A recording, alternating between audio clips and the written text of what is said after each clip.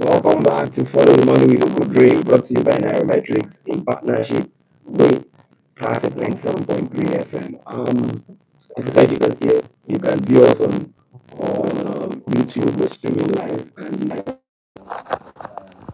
podcast mediums. Um, as usual, today, as part of the show, we will be talking to a guest. He is the business development manager for InDrive. Um, so we'll let him do that introduction and then we'll go on from there. So tell us what's your name and tell us a bit about InDrive. Okay, thank you very much for having me on this. My name is Dimeji Timothy. I'm the business development representative for InDrive Nigeria.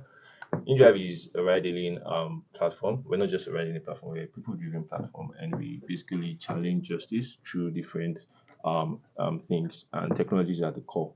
So one of the simplest ways you can challenge justice and promote fairness is what affects people directly, and transportation is one. All right, so that's why we go through the route of giving people the opportunity to negotiate their fare, right, as they choose. Even in the wake of removal of fuel subsidy, in the wake of increased demand in cost of transportation, you still have the opportunity to actually choose how you ride or at the cost you would like to ride. Well, the cost of petrol now like four times what it used to be. Right? How many months ago? 6 months ago. Yes. Um, do you think people still want to go round?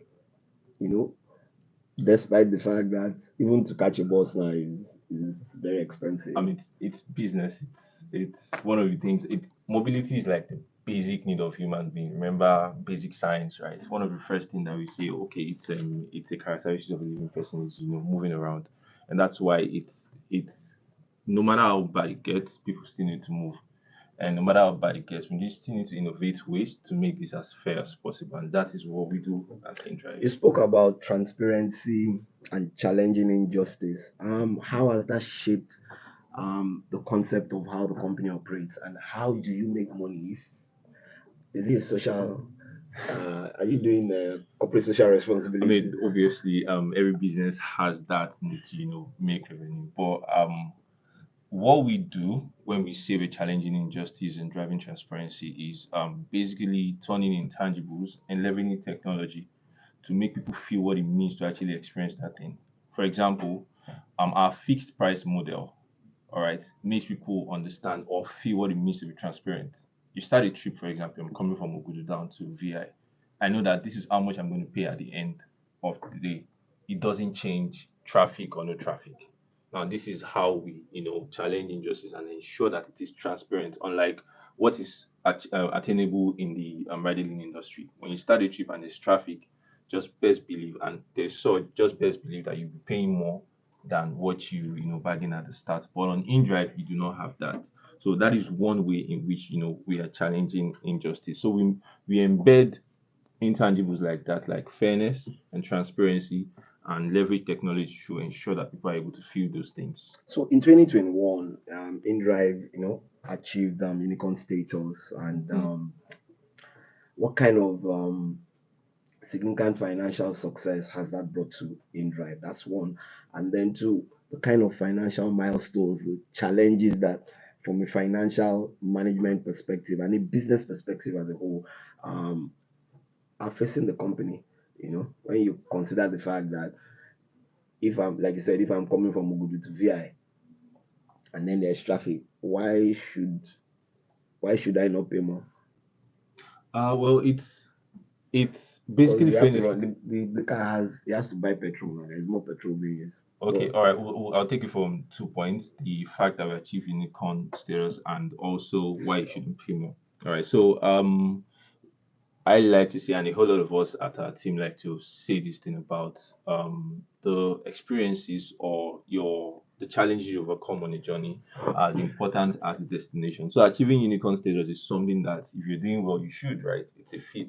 But the journey towards it, the lives that we change and the process, all right, are important. So three things: efficiency of our process, following data and actually meeting the people's needs are important. All right, and these are the things that are like cornerstone for all our operations.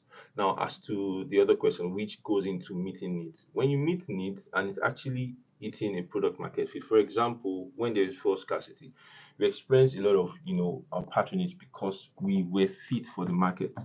You were not just limited to the option of one service provider in the market. You had the option of not just us, but the fact that on our platform you can choose from a driver. You can choose the driver you'd like to work with, depending on how much is choosing to go on the fare for. All right, so that's basically shows.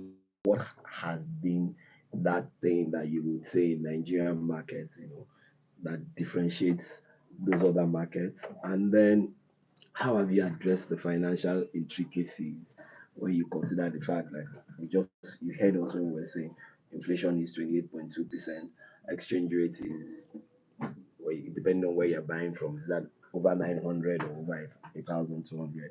So how have you been able Okay, to survive through these challenges over the last 6 months? being a global organization, we do not just address things, oh, this is how we do it globally. We look at what is attainable in whatever country we are going into. We are in over 700 cities, 48 countries, as said.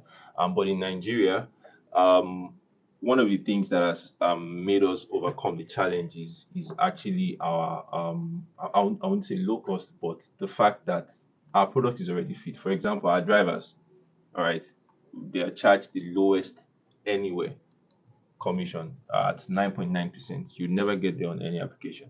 In other cities where we're just launching, the drivers are enjoying free zero commission. In Abuja, in Port Harcourt, in Benin, in Ibadan, 0% commission, which gives you the opportunity to save more even as fuel prices increase. Now, this is more like our product was ready for any of such circumstance that we experience. And also the opportunity for drivers and passengers to bargain and not feel, cheated like, oh, this trip is supposed to be now. I mean, the driver is going out, fuel has gone up. He feels the trip is not supposed to be 2,000, it's supposed to be 2,500. He has the opportunity to actually skip or bargain higher. If he feels it's not okay, you can choose and stay. It's better not to go on something that is not profitable than to go and start grumbling. And by that, if he increases his price and the passenger accepts, what happens? There is a convergence of need being met. The driver is happy, he delivers his job happily, and the passenger as well feels all right. I chose this price, and the driver, we both agree. So there's this agreement and feeling of fairness on both parties. Nobody feels slighted. So those are the ways in which we've been able to address the challenges that we envisaged in the market. We basically achieved a product market fit that helped us in our growth in Nigeria. So, successful in hailing rides in that area of the business, incorporating services like intercity transporting, delivery, job search. What kind of future innovations are you looking at in terms of expansion? And how does the company plan to maintain its commitment to fairness and community development in these new ventures when you consider the fact that you said you are being transparent and you are fighting injustice? So in terms of expansion, one thing is sure, we are hitting new cities next year in Nigeria, Owerri, Enugu, Abeokuta. I mean, these are business hubs. Our infrastructures are actually designed to help businesses improve. For example, our freight option. We have a lot of people who are using our courier option to deliver things, and when we realized that the data showed us that we were trying to deliver heavier items, we decided to develop this infrastructure to help smaller businesses be able to, move at scale and the likes. So those are part of the growth intentions that we have to for the market. So for one, expansion into other cities is very very much on the table. As a matter of fact, operations are actually in those cities. For example, in Owerri, yes, you have in drive. In Enugu, yes, you have in drive. In Jos, in Abeokuta, worry, and so on. So those are core things. But at the end of the day, sustainability, as defined by the markets, will be one of the things that is driving us. What is attainable in somewhere like Africa might not be attainable in the US. All right. So we need to define what is sustainable in Africa and play by that rule. And that's how we work. So let me just look at your intercity transport and ask this question. So I can book an in drive from here and decide that I want to go to the east for Christmas. Absolutely. And So far there is. and you are sure that I can bargain the way you bargain when I hail the ride? So far, there is a driver to accept you can bargain. You just need to, go on the application, go to the intercity platform, put in your pickup location, put in your destination. If you have notes like, oh, I need a Sienna, I'm going with my family, I have load, I'm taking gifts home for people, you can always put those in. You can decide to side right because it's an specific transport, you can tell the person, okay, I'm going on XYZ day. And once you agree, you're able to, do it. So yes, you can decide to go from here to Maiduguri, from here to Asad and Ambra, to Maiduguri, with You, intercity transport. you spoke about the high exchange rate. How has your strategy to navigate these financial hurdles been put in place, and what are these specific initiatives or adaptations the company is implementing to ensure sustainability and despite economic uncertainty? As earlier mentioned, low commission. So operational cost for drivers obviously will affect what the cost is for passengers. So we start from that now. Alright, the operational cost of fuel is a macroeconomic factor. We can affect that directly. So what are the operational costs we can address? Commission, 9.9% in Lagos, 0% in other cities. Now this is something that will give them the opportunity to earn more and save more. Alright. Oh, save more. Now to earn more. Alright. When you have the opportunity to pick what you deem profitable. You get a trip, you see it's about 4,000 naira. Because you are the driver, you are the one with the business knowledge in terms of what is available on the road, what the cost of fuel is in the area. You're able to estimate, oh, I should make about 40% on this trip. No, this trip I'll make about 20%. I don't think I want to go on it. So if you're able to decide and know that, okay, this is not a profitable trip, you withdraw in this trip, or you bargain up, and if the passenger feels that is okay, then you can join. So that ensures what profitability for the driver. Okay. Finally, just on the note, how do you reach out to InDrive? So, Yes, one, you can reach out to us on our social media platform, Instagram at indrive.ng. You can also reach out to us on via the support. If you have any support, you can always reach out on the app. There's a support link. Just click on the top left. Yes, top left. You see the menu for the support. And yes, we are also accessible. We have a Lagos office of 40 the Martin Street.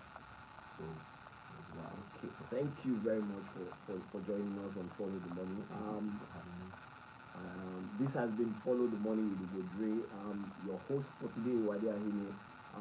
Remember that we're streaming on YouTube and Spotify and other podcasts and platforms. It's been a pleasure talking to you about the economy and the things that happened last week. Till next week, enjoy the week. Follow the Money with Ugodre, brought to you by Nairametrics in conjunction with Classic 97.3 FM. Thank you and have a great